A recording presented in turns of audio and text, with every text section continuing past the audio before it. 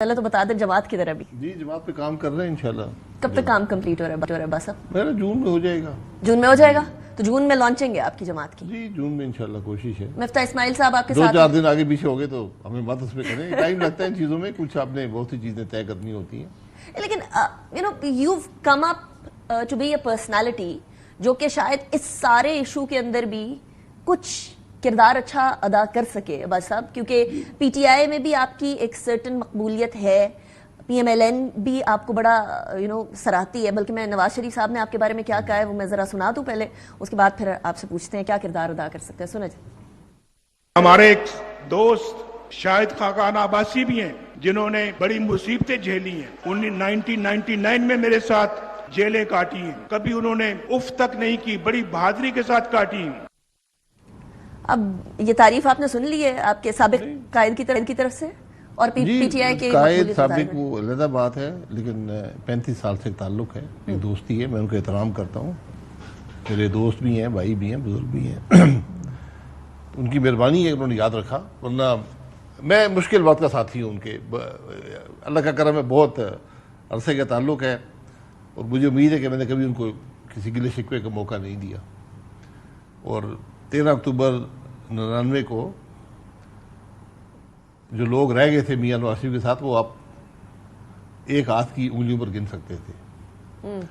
तो उस वक्त बड़े मुश्किल हालात थे, फिर भी अल्लाह ने करम किया, हम साबित कदम रहे। तो उनकी बहुत मेहरबानी है, उन्होंने जब सदर बने उन्होंने अपनी तकरीर में याद किया।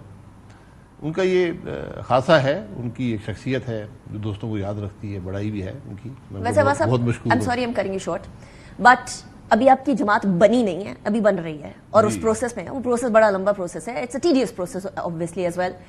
अगर इस दौरान ही मियां नवाज शरीफ साहब कहते हैं मैं अब सदर बन गया हूं, पीएमएलएन को मैं वैसे ही चलाऊंगा जैसे पहले चलाया करते थे, वापस आ जाए, फिर? नहीं, मुझे कोई जाती यहाँ शिकवा गिला, कोई मेरी नाराजगी नहीं है पीएमएलएन से, लेकिन मैं उस सियासत का नहीं चल सकता जिसका इंतखाब पीएमएलएन ने किया है, जो हर कीमत पर इक़्तिदार की सियासत है।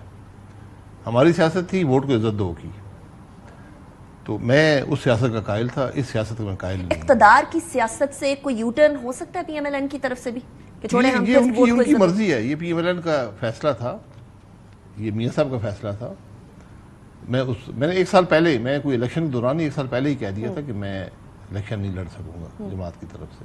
नहीं, वो बात तो आपने कह दी थी, लेकिन मैं कह रही हूँ कि अगर इन केस पीएमएलएन कहती है कि दोबारा वोट को इज्जत दो की तरफ आ जाते हैं, हम नहीं इक़्तिदार की सियासत की तरफ नहीं जाते, लेट्स रिवाइंड, तो फिर?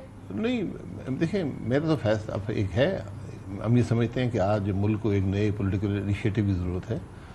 पीएमएलएन के अंदर मुझे आज उस सोच की कमी नज़र आती है जो हुआ करती थी, और वो परफॉर्मेंस की कमी भी है जो पीएमएलएन जिसकी सलाहियत रखती थी।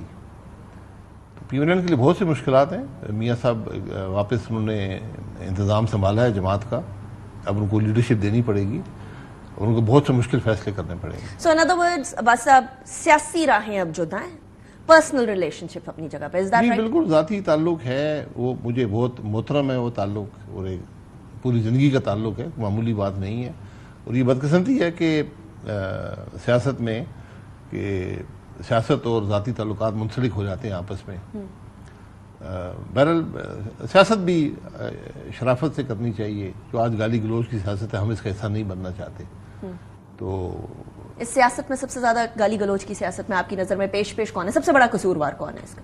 देखिए, ये इसका जो देखिए तलखी हमेशा रही है, जो जब 80 के अशरे में, 90 के अशरे में मियाँ साहब थे, पीएमएलएन थी, पीपल्स पार्टी बेनजीर साहिबा थी, तो काफ़ी बहुत तलखी रही है। जेलों में डाला एक दूसरे को, सब कुछ वो कुछ हुआ। बहरहाल कुछ उसके बाद समझ आई कि नहीं, ऐसे नहीं होना चाहिए, तो कुछ मुफाहमत की सियासत वाली बात आई। हालांकि 2008 में आपने देखा कि पंजाब हुकूमत पर तोड़ दी गई गैर कानूनी तौर पर। उसके बाद बहरहाल कुछ मुफाहमत की सियासत 2013 से 18 तक मामला ठीक चला।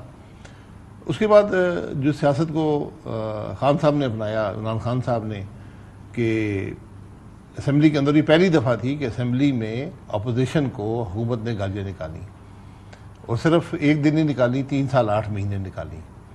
अपोजिशन को बात करने की मौका नहीं दिया गया, स्पीकर साहब बात नहीं करने देते थे, अपोजिशन को चलने नहीं देते थे, जेलों में डाला गया, पूरी अपोजिशन की लीडरशिप जेलों में गई। एक एक 2 दफ़ा जेल में गई। अपोजिशन के जो लीडर थे, अपोजिशन लीडर, उनको स्पीकर साहब बात करने की इजाज़त नहीं देते थे। अपोजिशन लीडर तकरीर कर रहा है, हुकूमत के वज़रा बेंचों पर खड़े होकर किताबें मार रहे हैं। पूरी दुनिया ने देखा, पूरे मुल्क ने देखा कि सिक्योरिटी जो अफसरान थे उनके हिसार में अपोजिशन लीडर तकरीर कर रहा है और हुकूमत के आम मेंबर नहीं वज़रा मार रहे हैं। तो एक कल्चर ख़राब। तो आप कह रहे हैं पीटीआई के ज़माने से कल्चर स्टार्ट हुआ, लेकिन अब्बास साहब